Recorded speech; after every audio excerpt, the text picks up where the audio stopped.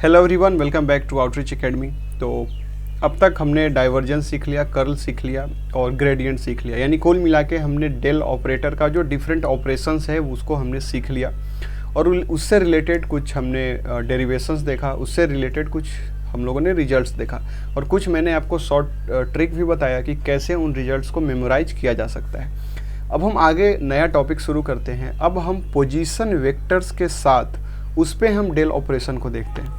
तो सबसे पहले आपके दिमाग में ये सवाल आ रहा होगा कि पोजीशन वेक्टर क्या होता है।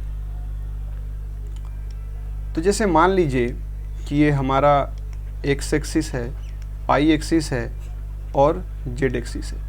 तो कोई किसी भी पॉइंट का इस स्पेस में कोई भी अगर पॉइंट होगा तो उसका अगर पोजीशन वेक्टर कुछ ना कुछ उसका एक्स कोऑर्डिनेट होगा, वाई कोऑर्डिनेट होगा और जेड कोऑर्डिनेट होगा। तो इस पॉइंट का ये जो पोजीशन वेक्टर होगा आर वेक्टर, इसको हम कैसे डिनोट कर सकते हैं? एक्स आई cap y j cap plus z k cap. तो आर का मतलब अब हमारे लिए क्या होगा? एक्स आई cap y j cap plus z k cap. ठीक है, अगर इसके मैग्नीट्यूड को हम निकालें तो इसको ऐसे दिखाते हैं या सिंपली आर से दिखाते हैं, तो ये हमारा क्या हो जाएगा? X square Y square z square root, या इसी को हम लिख सकते हैं x square plus Y square plus Z square to the power 1/2।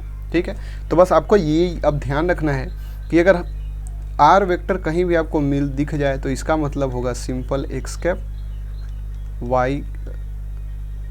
Y j cap plus z k cap, and जो मैग्नीट्यूड होगा इसका वो हो जाएगा x square Y square z square to the power 1/2।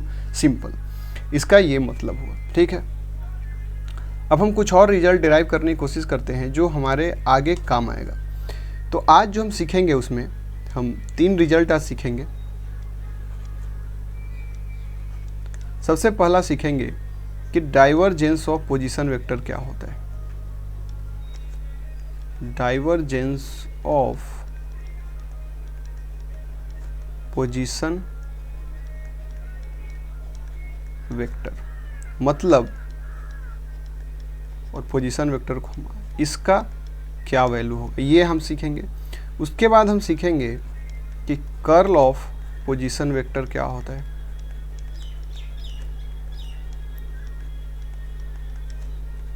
यानी कि इसका वैल्यू कितना होता है। और उसके बाद फिर हम सीखेंगे कि जो ग्रेडियंट होता है, ग्रेडियंट जो होता है of r to the power m, that is grad r to the power m क्या होता है। अब r to the power m क्या है? आर आपको पता है कि ये हमने क्या देखा था, मैग्नीट्यूड है पोजीशन वेक्टर का, और मैग्नीट्यूड क्या होता है?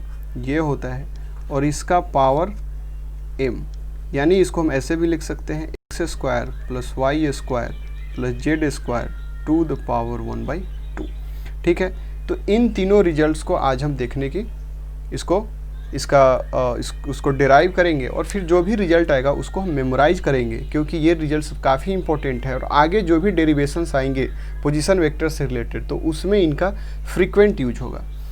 तो चलिए सबसे पहला हम देखते हैं कि डाइवर्जेंस ऑफ पोजीशन वेक्टर क्या होता है। ठीक है, सबसे पहला हम देखते हैं डाइवर्जेंस ऑफ पोजीशन वेक्टर। मतलब आपको पता है कि आर वेक्टर क्या होता है? एक्स आई cap plus Y j cap plus z k cap. तो और आपको ये पता है कि जो डाइवर्जेंस हम कैसे निकालते हैं? डाइवर्जेंस हम निकालते हैं डो बाई डो एक्स, और यहाँ पे क्या आता है? जो इसका एक्स कंपोनेंट है वो आता है, और एक्स कंपोनेंट क्या है? एक्स प्लस डो बाई और वाई कंपोनेंट कितना है आर वेक्टर का? वाई, और प्लस डो बाई डो जेड, और जेड कंपोनेंट कितना है? जेड, यानी ये हो जाएगा 1 + 1 + 1 = 3। इसका मतलब हमें क्या पता चल गया कि डाइवर्जेंस ऑफ पोजीशन वेक्टर कितना होगा? 3। तो एक वैल्यू तो हमने निकाल लिया 3। ठीक है, और इस चीज़ को आपको याद रखना है। कहीं भी आपको अब आगे क्या होगा कि आप कुछ भी डिराइव कर रहे होंगे तो वहाँ पे ये एक्सप्रेशन आपको देखने को मिलेगा कि divergence of r, divergence of r vector. तो इसको आप बार बार क्या 3 से इसको रिप्लेस कर सकते हैं, तो इससे हमारा कैलकुलेशन क्या हो जाएगा, आसान हो जाएगा। अब उसके आगे आते हैं, हम सीखते हैं कर्ल ऑफ पोजीशन वेक्टर। ठीक है, और ये आपको पता है हम कैसे निकालते हैं, आई cap j cap k cap डो बाई डो एक्स डो बाई डो वाई डो अपॉन डो जेड, और आर वेक्टर है हमारा एक्स वाई जेड। चलिए इसको सॉल्व करते हैं, तो हमें क्या मिलेगा, आई कैप डो जेड बाई डो वाई माइनस डो वाई बाई डो जेड माइनस जे कैप, ये मिलेगा डो वाई बाई डो एक्स माइनस डो वाई बाई डो एक्स, के कैप डो वाई बाई डो एक मिनट, जे कैप में हम ये हो जाएगा डो जेड बाई डो एक्स, और ये हो जाएगा डो जेड, ये हो जाएगा डो वाई बाई डो एक्स माइनस डो एक्स बाई डो वाई। अब आप यहाँ पे देखिए कि यहाँ पे डो बाई डो वाई का क्या मतलब है कि हमें पार्शियली डिफ्रेंशिएट करना है इसको, और y के रिस्पेक्ट में z क्या होगा, कांस्टेंट। तो हम कांस्टेंट का डिफरेंस, ये 0, उसी तरीके से ये भी 0, उसी तरीके से ये भी, मतलब सब कुछ 0 हो जाएगा और हमें रिजल्ट क्या मिल जाएगा, 0। तो इसका मतलब हमने क्या रिजल्ट निकाल लिया कि जो कर्ल होगा पोजीशन वेक्टर का, उसका वैल्यू कितना होगा, उसका वैल्यू हो जाएगा 0। ठीक है, तो ये भी हमने फाइंड आउट कर लिया। अब इसके आगे हम फाइंड आउट करते हैं कि gradient of r to the power m। जो हमारा थर्ड रिजल्ट है वो है gradient of r to the power m। ठीक है, अब इसको हम देखिए निकालने की कोशिश करते हैं, तो ये क्या होता है, प्लस डो वाई प्लस के कैप डो बाई डो जेड, और यहाँ पे हम लिखेंगे r to the power m को। तो हमने क्या लिखा था, x square Y square plus Z square to the power 1/2, ये क्या होगा, मैग्नीट्यूड, और उसका पावर m, यानी कि ये हो जाएगा m/2।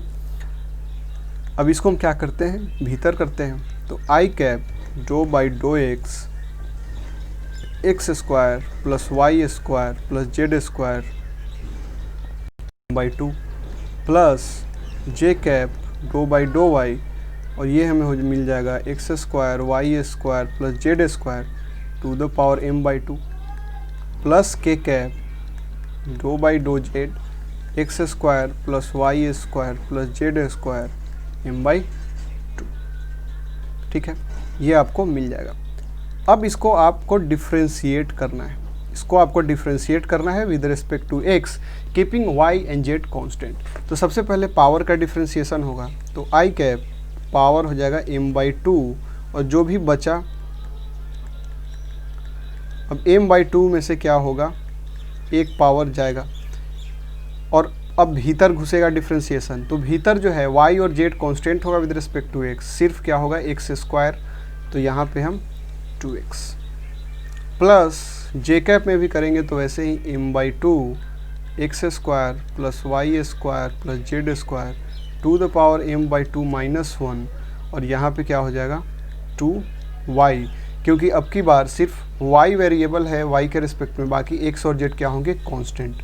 उसी तरीके से प्लस के cap m/2 x square plus Y square plus Z square m/2 minus 1 into 2z, ये हो गया। अब देखिए इस 2 से ये 2 गया, इस 2 से ये 2 गया, और इससे ये गया। तो अब हम रिजल्ट क्या लिख सकते हैं, आई cap m into X square plus Y square plus Z square, और देखिए ये m इंटू इतना चीज़ पूरे में कॉमन है, यहाँ भी है, यहाँ भी और यहाँ भी, तो इसको हम कॉमन ले सकते हैं। तो हमें क्या मिल जाएगा, हमें मिल जाएगा अब x आई कैप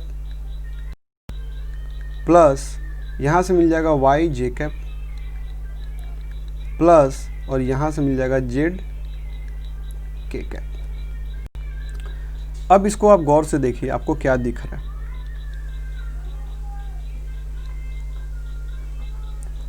इसको हम m लिख सकते हैं, x square plus Y square plus Z square. अब ऊपर देखिए, हम 2 को ऐसे हम लिख सकते हैं इसको इनटू, अब इसको देखिए एक्स आई cap plus Y j cap plus z k cap, ये क्या है, आर वेक्टर ही तो है, टू एम।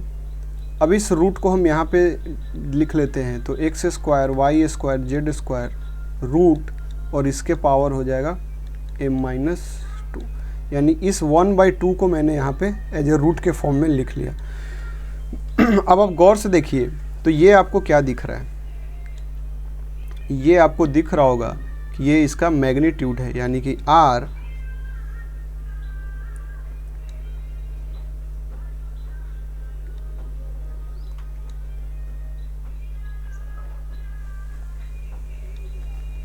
ये हो गया r⁻m-2 इंटू r वेक्टर। तो ये रिजल्ट भी हमने फाइंड आउट कर लिया, और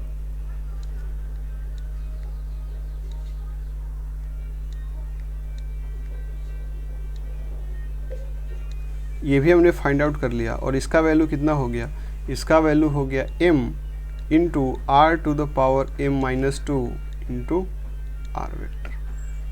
ठीक है, ये रिजल्ट आ गया, और ये आना भी था, क्योंकि ये देखिए ये स्केलर है और इस पर हमने ग्रेडियंट लिया, तो हमें क्या मिलना चाहिए, वेक्टर क्वांटिटी, और हमें एक वेक्टर क्वांटिटी मिल गया। तो ये 3 रिजल्ट हम लोगों ने इसको डिराइव किया, और इसको आपको मेमोराइज भी करना है, क्योंकि आगे ये बहुत हेल्प मिलेगा। तो चलिए 1 बाय 1 फिर से रिवाइज कर लेते हैं। हमने डाइवर्जेंस निकाला था पोजीशन वेक्टर का, जो 3 आया था। उसके बाद हमने कर्ल जो कितना आया था, 0 आया था, और उसके बाद ग्रेडियंट हमने निकाला था r⁻m का, तो ये हमें मिला था m, जो भी पावर है इनटू उसका मैग्नीट्यूड इस वेक्टर का, और ये वेक्टर नहीं, एक्चुअल में वेक्टर का मैग्नीट्यूड ही है, into m-2 into r vector. तो ये 3 रिजल्ट हमें मिल गया, और इस 3 रिजल्ट को आप अच्छे से मेमोराइज कर लीजिएगा, क्योंकि अगले क्लास में हम कुछ अच्छा क्वेश्चंस लेंगे जो मिक्स होगा डाइवर्जेंस, कर्ल, ग्रेडियंट और पोजीशन वेक्टर्स का, और उनको सॉल्व करने में या उनको डिराइव करने में इन बेसिक फार्मूलाज का बहुत यूज होगा।